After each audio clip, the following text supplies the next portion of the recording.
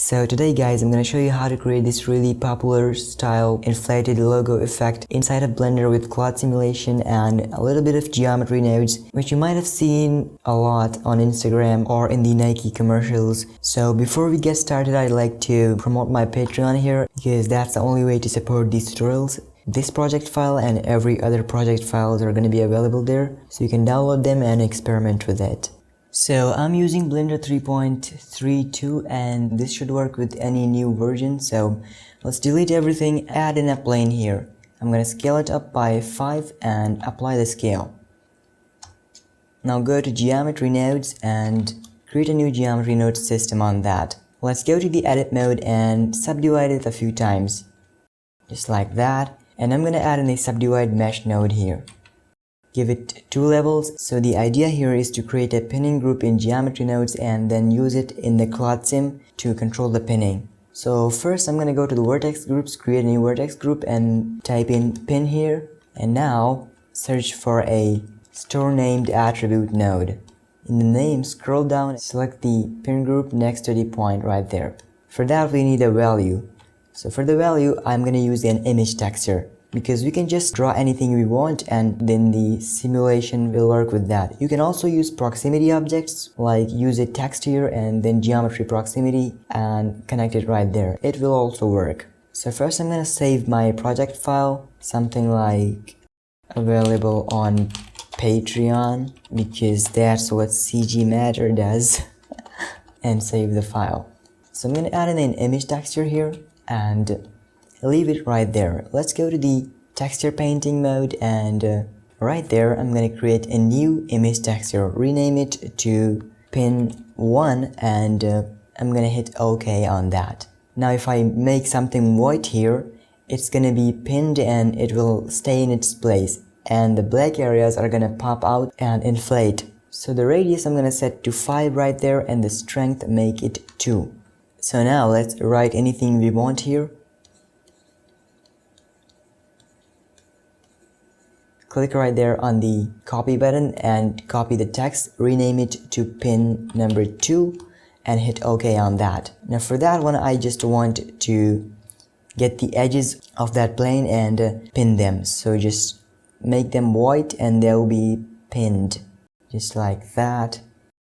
Pin all that and I'm gonna go to image and save all images so that all of the images are saved because this is very important.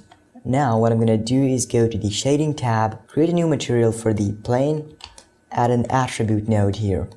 I'm gonna go to the geometry nodes back there and duplicate this store named attribute, remove the pin from here and give it something like C in the name. Now we have this image texture right there. I'm gonna choose my pin 1 here, duplicate it and in the second one choose the pinned 2. So now what you want to do is get this color and add in a math node to this. I'm going to add a simple math node here, set it to multiply and get this color connected to the value. Then I'm going to connect this color, connect it right there and get this multiply and plug it to both of these values right there. So now I'm going to go to the material preview mode, go to the shading tab and type in C here. So that's our attribute and Ctrl+Shift click on that. So now we cannot see anything because these images are not mapped on the plane right there. So we have to set it to clip first and then this one to clip 2. And in the vector I'm going to add in a vector math, set it to scale and in this vector I'm going to add in a position node. So let's set the scale of it, something like that. And then I'm going to duplicate my scale node, set it to add. In the first 2 values, make it 0.5. Now let's scale this. Let's add a color ramp in here. Set it to constant. I'm going to bring this white value back right there. Duplicate it and plug it right there too. Now if I play with the scale of it, oh, I know what's wrong here. We're multiplying these 2 values, which is obviously not gonna work because in this one we have a lot of black area. So I'm gonna set it to add and this is gonna start working now. Connect this vector to this image too, just like that, and now play with the scale of it. So I'm gonna set it to something like that. Yours might be different because yeah, you just play with these values until you get the scale that you want. I'm gonna go to the edit mode and subdivide it once again. So we have some good resolution here. I'm gonna bring this white value back a little bit for those, and that is good. I'm gonna go to the texture paint, and in the pin tool, let's do some little things that will make it look good in the end. So I'm gonna bring down my radius and make points one by one randomly over the geometry so that it looks good in the final render. So these are gonna be enough for it, and now let's image, save all images. I'm gonna go to geometry nodes again. There we got the points. Now you can see this is the pin group. Now what I want to do next is I want to hide this text based on a proximity.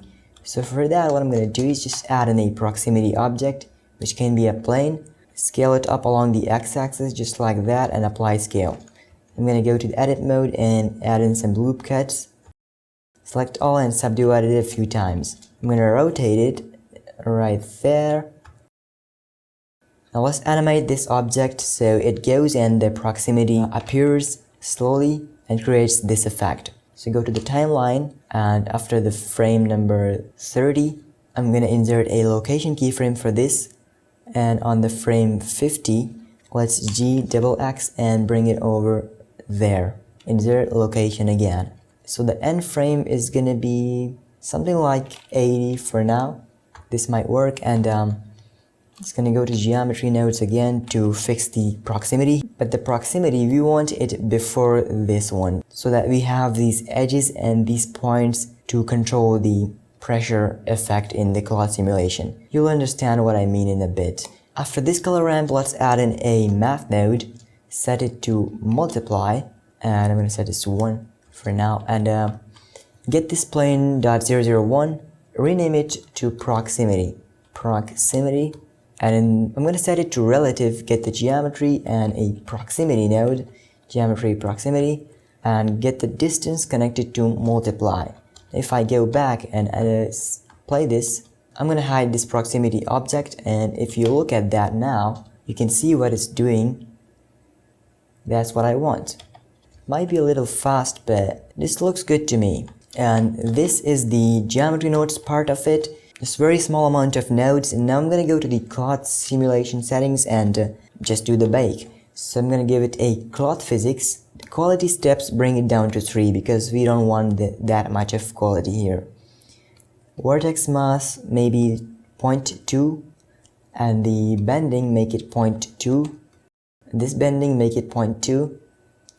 Pressure, I'm gonna turn it on and make it 30. Go to the cache, and the end frame is going to be 80.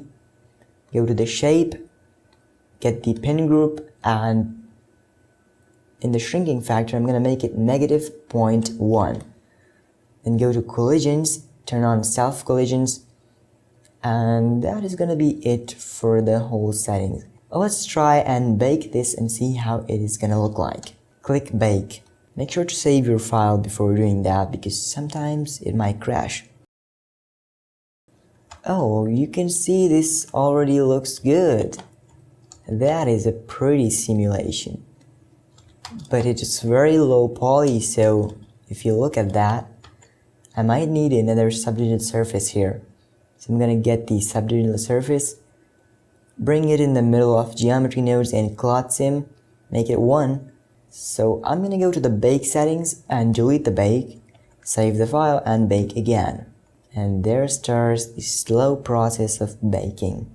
Alright guys, see you next year.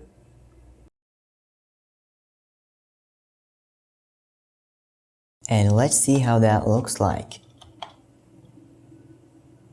I mean, it's kind of good. If you look at that right here, it's kind of low poly. I mean, the whole thing right there, it looks a little bit bad to me, but overall the whole simulation is looking good. Yeah, I think you have to bring up the subdivisions for that. I'm gonna go to the geometry nodes and make the subdivisions something like 3 levels, and then I'm gonna go to the edit mode and scale everything up a little bit, just like that.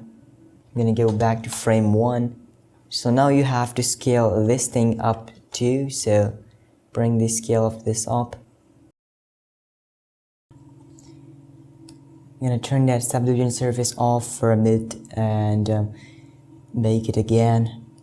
Delete the bake and bake again.